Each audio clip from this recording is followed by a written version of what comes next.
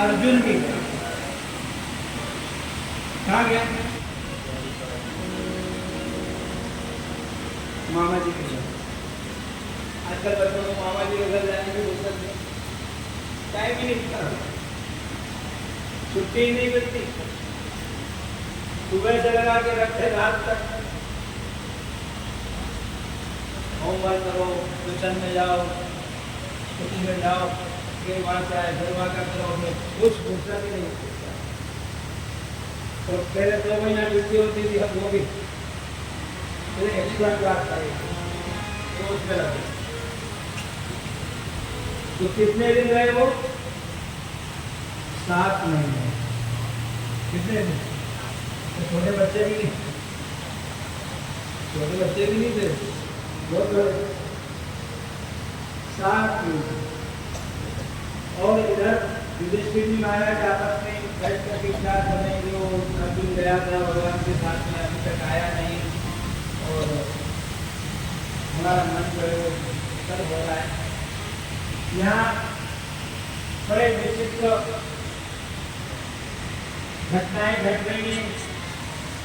उनको देख करके ऐसा लगता, मेरे मन में भय हो रहा है कि कोई न कोई दुर्घटना घट गई, कोई ऐसी बात हो गई। क्योंकि सूर्य की तरफ देखते हैं तो सूर्य की रोशनी कम हो गई। मंदिर में जाते हैं तो मंदिर में देवताओं की मूर्तियां रोती हुई थी। गाय दूध दे रही लेकिन बछड़े दूध नहीं पी रहे। नदियां तालाब जितने के सब में क्षोभ। अग्निशाला में जाते हैं तो वहाँ यज्ञ कुंड की जो अग्नि है वो नहीं जलती। ऐसी बहुत सारी बात। आकाश से रक्त की वर्षा हो रही, कभी खून की बूंदें टपकती हैं, कभी पत्थर गिरते हैं, कभी कुछ ऐसे उठकर मुझे ऐसा लग रहा है कि कुछ न कुछ ऐसी घटना घट गई, कुछ अशुभ है। भीम आए तो भाई लोग आपस में, परिवार के लोग बैठ कर बात कर रहे हैं। तो भीम ने कहा, मुझे ऐसा लग रहा है, मैं अपने राज्य में गया तो मैंने देखा कि एक महाराज दूध की दुकान लगा करके देखा। मैंने उनको कहा, महाराज आप क्या करें? ब्राह्मण को रस विक्रय नहीं करना चाहिए, दोष है। रस विक्रय करना दोष। अरे पैसा मिलता है इसका मतलब, मदिरा में भी पैसा मिलता है, चलो उसका धंधा ज्यादा करो, अच्छे अच्छे लोग, लेकिन उसका दुष्परिणाम एक न एक दिन आता है। सब कुछ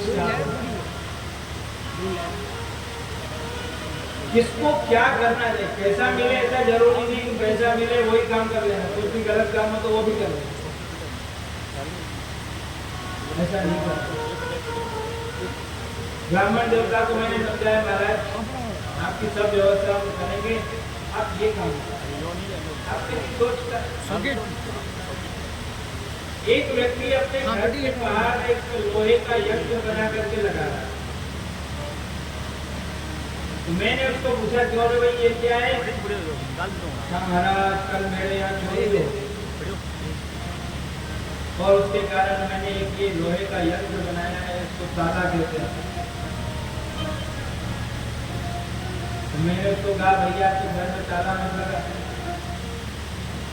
तू अपने घर के ताला लगाएगा तो हमारे नाम के आगे भी ताला लग जाएगा, उनके राज्य में भी ताला लगता है।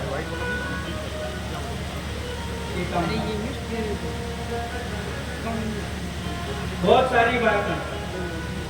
युधिष्ठिर जी कहते हैं, एक दिन सभा के अंदर एक बड़ा सुंदर घोड़ा लेकर के आदमी आया, उसके बाद बहुत अच्छा घोड़ा। उसको मैंने कहा, भैया ये घोड़ा हमको दे दो। क्या महाराज जी देना ही है, लेकिन मेरी कुछ बातें हैं, उन बातों का उत्तर दे दो, मेरे प्रश्न है उनका उत्तर दे दो, यही इसका मूल्य है।